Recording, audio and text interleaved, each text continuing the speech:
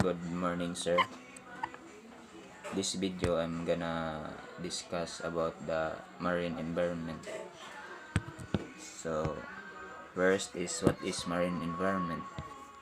So, as a maritime student, uh, marine environment are those in the world seas and oceans below mean high tide mark.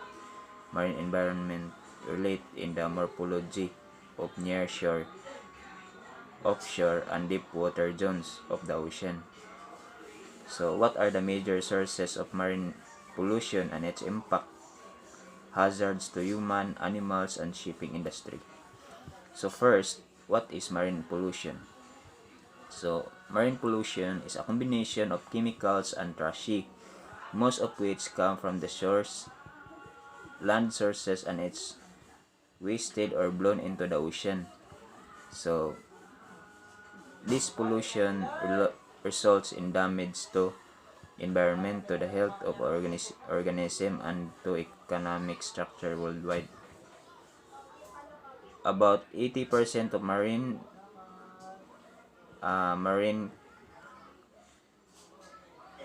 pollution comes from kind-based sources through direct sewage and an industrial catfall direct littering, while 20% come from marine-based activities such as illegal dumping and shipping for transport, tourism, and fishing. Land-based sources pollution, byproducts of industry, runoff from agricultural pesticides and herbicides, influence discharge from urban areas, and exploration and exploitation activities. So, shipping and maritime industry of pollutions, collision of ships, grounding or accidental discharge, operational discharge, tank quashing, ballasting or deballasting, machinery, spare discharge, docking.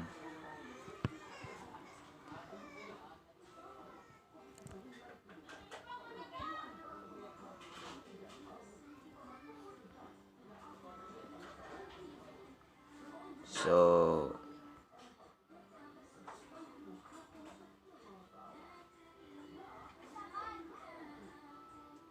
impact of marine pollution to animals.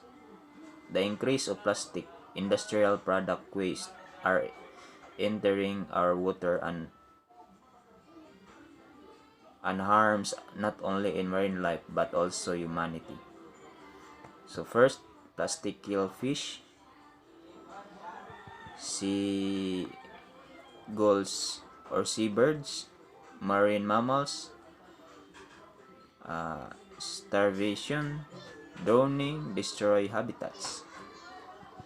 So, impact of marine pollution to humans. Health problems, hormone issue, reproductive issue, damage to our nervous system and kidneys. So, impact of marine pollution to shipping industry. So first, potential shipping impact include ship strikes, chronic underwater ship noise, oil spills, contamination from biofunting,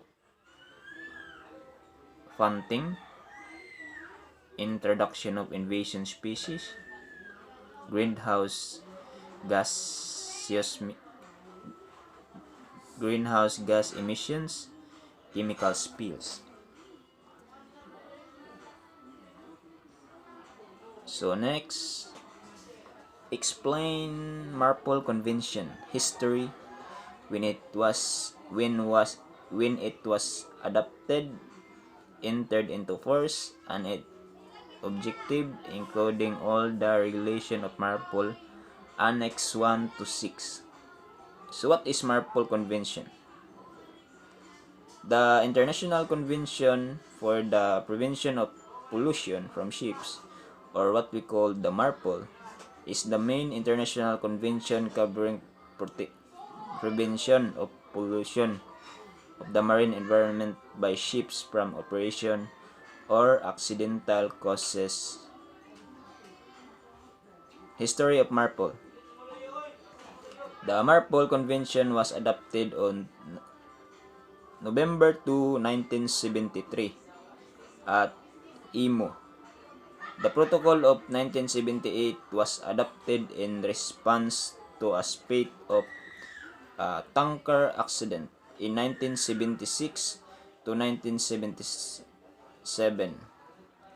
As the 1973 MARPOL Convention had not entered into force, the 1978 MARPOL Protocol absorbed the parent convention. Next is the objective of MARPOL. It is to achieve the complete elimination of the international marine environment pollution by hydrocarbons and other harmful substances, and to reduce the accident discharging of such substances. So, MARPOL Annex 1. Regulation for the Prevention of Pollution by OIC. History of Annex 1. MARPOL Annex 1 came into force on October 2, 1983 and deals with the discharge of fuel into the ocean environment. It incorporates the oil discharge criteria prescribed in the 1969 Commandments to the 1959 International Convention of the Prevention of Pollution of the Sea by Oil, or OILPOL. Objective of Annex 1 is to protect the marine environment through complete elimination of pollution by oil and the damaging element, and to lessen changes of accident discharge of any such elements. Next is the Annex 2. So, Annex 2 is the regulation for the control of pollution by NLS in book. History of Annex 2. Come into force on January, February, March, April, May, June 4, 1987, and contains discharge condition for categories of noxious substances and requirements applicable to the construction and equipment to ships carrying such substances. Unlike oil, most chemicals or noxious liquids will mix with waters and are not easily separated from it.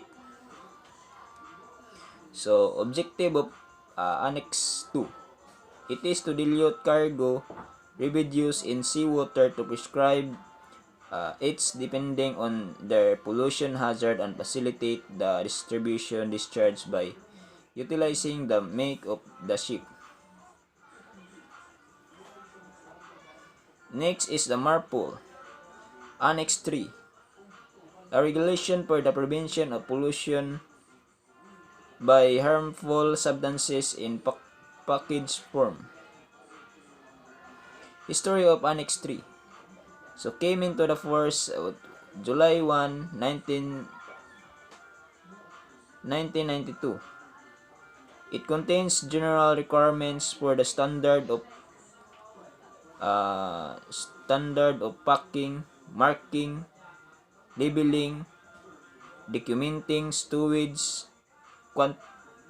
quantity, subtraction, division, and notification for preventing pollution by harmful substances.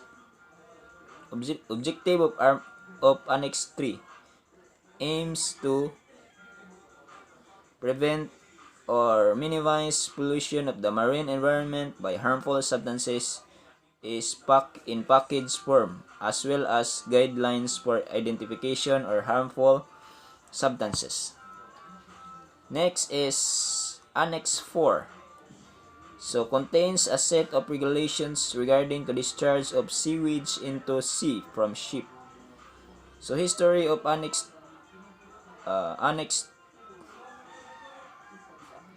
4 come into force in 27 September 2003. Contains requirements to control pollution of the sea by sewage. The discharge of sewage into the sea is prohibited except when ships has in operation an approved sewage treatment planter. When the ship is discharging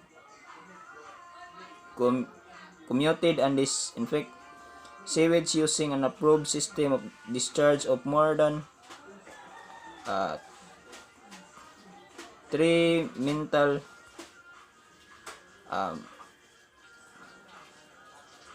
from nearest land. Sewage which is not commuted or divided or more than 8 nautical miles from the nearest land. So next is the objective of Annex 4. Governments are required to ensure to promote of adequate reception facilities at ports and terminals for the reception of sewage without causing delay to ship. Next is the Annex 5. Precaution of pollution by garbage from ship. History of Annex 5. Entered into force 31 December 1988. Deals with different types of garbage and species, distance, form, land, and manner in which they may be disposed of. So, objective of Annex 5 aims to eliminate and reduce the amount of garbage being dumped in the sea from the ships. Its terms include all kinds of food, domestic and operational waste that are likely to be disposed during the normal operation of the ship. Next is lastly, Annex 6. So regulation for the prevention of air pollution from ships, shipboard marine pollution response and control. History of Annex 6. First adopted in 1997 and entered into force in 19 May 2005. It introduces requirements to the regulation the air pollution being emitted by ship, including emission of ozone depleting substances, nitrogen oxide, sulfur oxide, volatile organism compounds, and shipboard incineration. So objective of Annex 6 limits the main air pollutants contained in ships' exhaust gas, including sulfur oxide and nitrogen oxide, and prohibits deliberate emission of ozone depleting substances or OPS. That would be all for me. So that's all for this video about. So it's took a lot of time, and I hope you like this video, sir, and thank you. Amen.